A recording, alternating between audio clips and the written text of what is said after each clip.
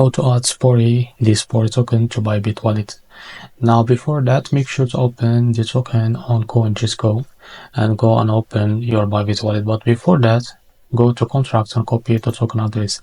This token address, as you can see, it's under the Solana network.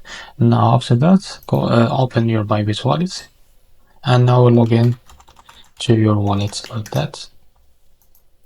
Now after that, click on these three lines and now click on this plus icon. Now from here, just select the Solana network. Just scroll down until you find it. Now after you find the Solana network, just paste the token address as you can see. And now this is our SPORE token. Just click on confirm. As you can see, the token is added successfully. Now to make sure that you added this token successfully, just go back and now select the network from here to Solana, as you can see. And now as you can see, this is our token added successfully to our Bybit wallet. Now, so this is how to add this SPORE token to Bybit wallet. If you find this very helpful, please like and subscribe. See you in the next video.